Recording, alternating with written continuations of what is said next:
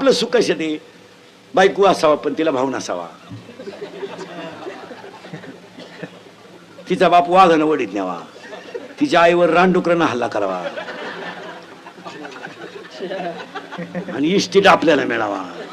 आपलं नुसतं एवढा दान काय, जावाई एकटा असावा, त्याला भाऊ नसावा, ठकीच्या कमराला कपाटाच्या चाव्या यावा. ठकीला कपाट दिसत आहे का स्विच, तिला कपाट उघडायला लावलं, ती फ्रीज मध्ये बोटं घालीत बसली, तिला समजत आहे का काही. पण येड पोरग म्हणतो मला देखणी बायको पाहिजे, उगाच भंगरी, वन साइड भांग बा, गलात गोचिड्या, अंडरपॅन्टला ओवा, वन साइड भांग पाडी तर बगलात गोचिड्या. त्याला त्याला बायको कशी पाहिजे, स्मार्ट पीस पाहिजे. अरे गोचिड्याचा वास येतो त्या अंगाचा, तुला स्मार्ट पीस देऊन काय तेच वाटोळ करतो. प्रत्येकाला सुखाची अपेक्षा आहे. तुम्हाला मला सुख मिळवायचं आहे, इथं आपण होतो. मांजरीचं पिलू सुखी आहे कारण त्या सुखाची चिंता करणारा तो आहे. कुत्रीचं पिलू सुखी आहे, त्याचं कारण काय, याचं उत्तर आहे त्यांच्याकडे मी नाही म्हणून ते सुखी आहेत आणि आपल्याकडे मी आहे म्हणून दुःखी आहे.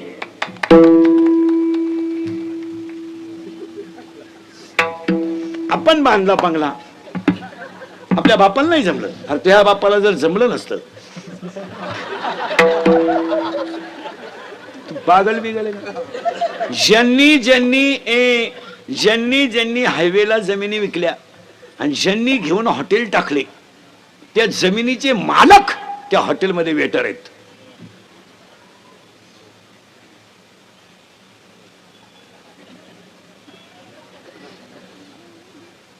हा किंवा नाही का, लक्ष्मी नम्रतेनेच टिकावं लागते, ती माझाटेलपणा चालत नाही. नाही नाही नाही, लंकेचा मालक होता पण भजन शंकराचं करीत होता, तर देवाला मोक्ष त्याला द्यावा लागला. बायको पळू दे रावण, रामाची पळू जाऊ दे, काही फरक पडला नाही त्याने. आमच्या महाराज लोकांनी तेवढंच लावून धरलंय, रावणाने सीता पळू दे, तुझ्या काय बापाचं गेलं पळू जाऊ जाऊ. अरे पण रावणानं मोक्ष मिळवला हे सांग ना 2-3 वेळा. रावणाच्या 4 गोष्टी लोकांना सांगायचा रोज. जगातला पहिला मातृभक्त रावण, जगातला पहिला शिवभक्त रावण, आणि लंका सोन्याची असून भजन करीत होता. आणि 4थी गोष्ट, जगातला मरताना हसणारा पहिला भक्त रावण. ते नीलं सोडून गाडी वाढून आला, येऊ दे जाऊ दे, काय तुला तकलीफ नाही झाली. उरफाट्या पोत तेव्हा सुद्धा माहिती नाही. काही लोक म्हणते वाढलं ना 17 जण बामणं मारली, एवढी बामणं आणली कुठून होती. इथं 2-4 गावा मिळून एक बामण, त्याला एवढे 17 जण बामणं कुठं सापडली. बरं सापडली तर सापडली, बामणं डोंगराला गेली ती का आला, त्यांना गावातलंच खापानं. काय पोथ्या वाची त्यात कुठून लोक. अरे वाल्यानं 17 जण मारली नाही, टाळकरी मंडळी. वाल्यासारखा जगातला भाग्यवान माणूस नव्हता, त्याला नारद स्वतः भेटायला गेलता. एवढा नशिबान माणूस होता. चंद्रामृत सुखा शेवेल असता जाता रवी धरवेल. पण नारद इतका भाग्यवान की त्याला देव ना, वाल्या इतका भाग्यवान का त्याला नारद भेटायला गेला. का, त्याला फक्त संगत वाईट होते, नाही तर साधूच होता तो. आपण ते दिलं सोडून वाल्यानं माणसं मारली, मारू दे. हे धनुष्य जो उचलेल त्याला माझी सीता माळ घालेल. कोणाचं वाक्य, जनकाचं. आता लय भारी काय का बरं, जनकाचं वाक्य. पूर्वी कुणालाही नाही द्यायची. पूर्वी असा नियम होता महिला मंडळ, मुलीचं लग्न बाप जमवायचा असा नियम होता. आणि बाप ज्या घरात देईल त्या घरात पुरीने नांदायचा असा नियम होता. आता बापालाच व्हॉट्सअपला माहिती झालं, चाहीला गुड्डी गेली का आपली. मग गुड्डीची आई म्हणली, अहो गुड्डी नाही तर सिद्धी सती. ती सिद्धी सती म्हणजे कालपासून गुड्डी करत नाही म्हणते ती सती. आता आंधळ दळीत आहे. आता काय समाजानं ते सगळं सोडून दिलं महाराज. जानकानं सांगितलं मी पोरगी देईल, पण अशा भंगाराला देणार नाही. ज्याच्यात घमेंड त्यानं धनुष्य उचलायचं, सीताने यायची. अक्कल बंद झाली लोकांची. पण काहींना वाटलं धनुष्य म्हणजे किरकोळ आहे. ते आले पाहाला, धनुष्य पाहिले होते, म्हणजे सीता नको, जगणारच नाही आपण, ते सीता उचलून काय करणार. म्हणजे हाय ती रांडकी व्हायची. ते चालले निघून. त्याला विचारलं का चाललंय, पाहायला आलतो म्हणजे. सीता बिता नको आम्हाला, काय करत आम्हाला सीतेत आम्हाला काय करत. मग काय झालं, या पठ्ठ्याला आमंत्रण नव्हतं. कोणला, रावणाला. पण आलाच का, का ऐका, रावण हा अहंकार आहे, न बोलवता येतोच. आणि आज बसलेल्या माझ्या सगळ्या माणसांना अहंकार आहे, दुःख येणारच. येणारच दुःख. रावण आला का रे जनका, एवढं मोठं धनुष्य उचलायला तू मला किरकोळ धनुष्य उचलायला मला बोलवलं का नाही रे? का नाही? अहंकार. जनक हुशार होता. जनकाने सांगितलं असं घालन, एवढं किरकोळ धनुष्य उचलायला तुम्हाला बोलवणं म्हणजे तुमच्या शक्तीचा अपमान आहे. बिघडलं रावण. रावणाला काय मांड्यात वाजवायचा नुसतं. रावण मांड्या वाजवायचा. सीतेला वाटलं एक आता पळवणार आपल्याला. सीतेने या बाकीच्या देवांना हाका मारले, खंडोबा बैरोबा बिरोबा, हे नंगाड देव. यांना सांगितलं तुम्ही धनुष्याच्या टोकावर बसा. ते धनुष्याच्या टोकावर बसले. रावणानं धनुष्य उचललं, 2-4 बरगाड्या मोडल्या. रावण मिळालं बिलं नाही तर कणायचं रावण. रावणाच्या प्रश्न मी विचारणार बरं का, आता उत्तर तुम्ही द्यायचंय. रावणाच्या अंगावर पडलेलं धनुष्य उचलायला 200 माणसं लागली. एवढं जड धनुष्य होतं ते धनुष्य सीता अंगणात घेऊन घोडा खेळत होती, तर ती सीता रावणानं उचलली कशी?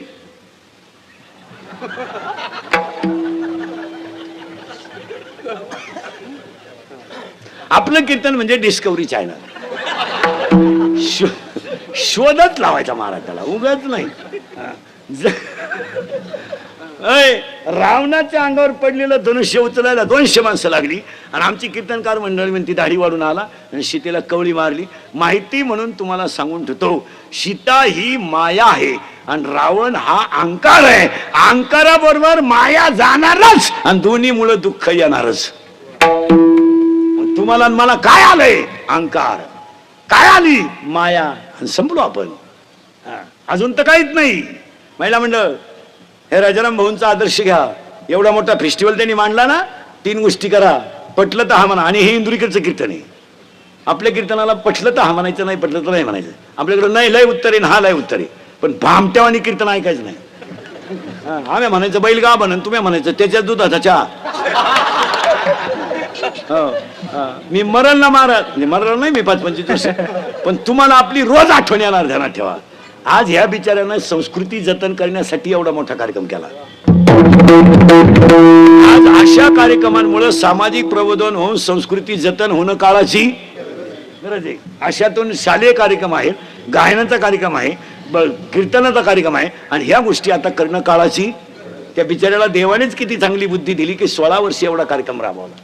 सदस्य खजिनदार सगळ्यांनी. महिला मंडळ 3 गोष्टी जपून वापरा. आजच्या फेस्टिवलला सांगतो, ऐकाल. महाराज म्हणून ऐकायचं नाही. महाराज मरू दे, उलट होते तिकडे.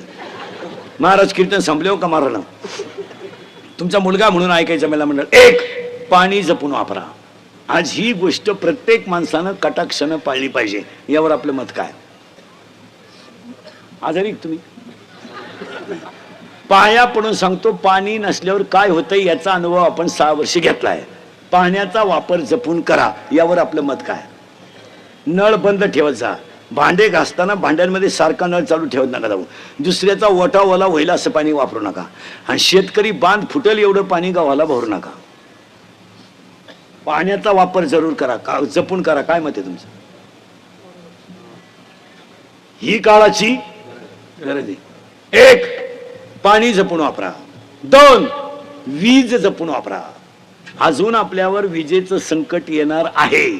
आता हे 5-6 वर्ष तुम्हाला वीज का कमी पडली नाही, तर सगळ्या शेतकऱ्यांच्या विहिरीला पाणीच नव्हतं.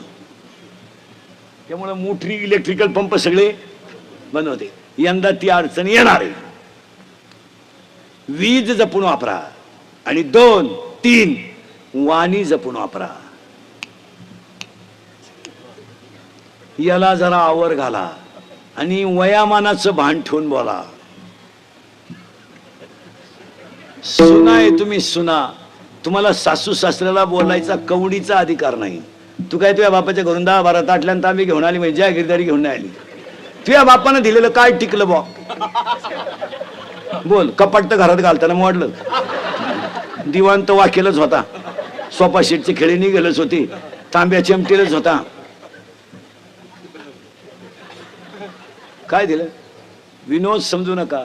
तुम्ही बोला नवऱ्याला. तुम्हाला नवऱ्याला बोलायचा अधिकार आहे. तो तुमचा व्यवहार नवरा आहे. तो कधी नाही म्हणला का भांडे घासायला? कधी नाही म्हणला का दोन? तुम्ही त्याला काय वाघासारखं गडी होता पण बिबट्या झाला. पण पाया पडून सांगतो महिला मंडळ, थोडंसं वाईट वाटेल पण वयामानाने सासू सासऱ्याला बोलू नका. का? शेतकरी वर्ग गरिबी सहन करू शकतो, शेतकरी वर्ग उपाशी राहणं सहन करू शकतो, मुलाकोण आणि सुनबाईकोण झालेला अपमान तो सहन करू शकत नाही. आणि तुम्हाला तो अपमान करण्याची गरज सुद्धा नाही. तुमचा काय संबंध येतो? काय तुला सासऱ्याचा बोलायचा अधिकार आहे? तुझा नवरा आहे तो त्याच्याशी बोलायचं काय असेल ती. त्याने आयुष्यभर कष्ट करून संसार उभा केलाय. तुझ्या नवऱ्याने त्याची इस्टेट ठीक सांभाळली सुद्धा नाही तर वाढवायचा कधी वाढवायचा? त्याच्या बापानं कमवलेली इस्टेट त्यानं विकून टाकली, ती त्याला सांभाळताना नाही तो वाढविल कवा?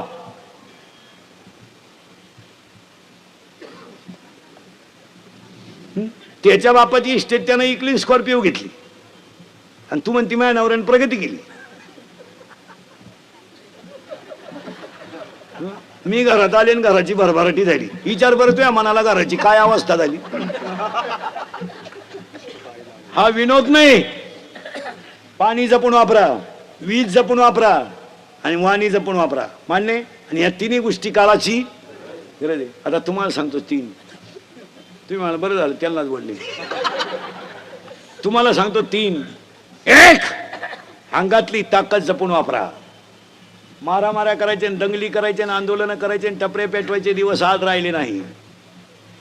आता काळ कडक झालाय. पोलीस खातं 15 वर्षापासून नंबर 1 चं काम करते. 70% जनता पोलीस खात्यात जागे वाढली. आता हे कार्यकर्ते जरा नीट आहे का? जरा आमच्या टोळीत या. आता हे लोकांचे वाढदिवसाचे बोर्ड ठोकायचं बाद झाला. आता काय राहिलं नाही राजकारणात सुद्धा. काय राहिलं? 3 महिने एकमेकाला शिव्या द्यायला आता एका कोंबडी कोत त्या. आपण बावळात ठरलो ना. त्यांनी 3 महिने नॅट लावलं माईकवर. असं झालं असं. आपण बसलो ना बिड्यावडीत. आपल्याला आहे काय फायदा? बरं त्यामुळे कार्यकर्त्यांचं वर मार्केट राहिलं नाही आता.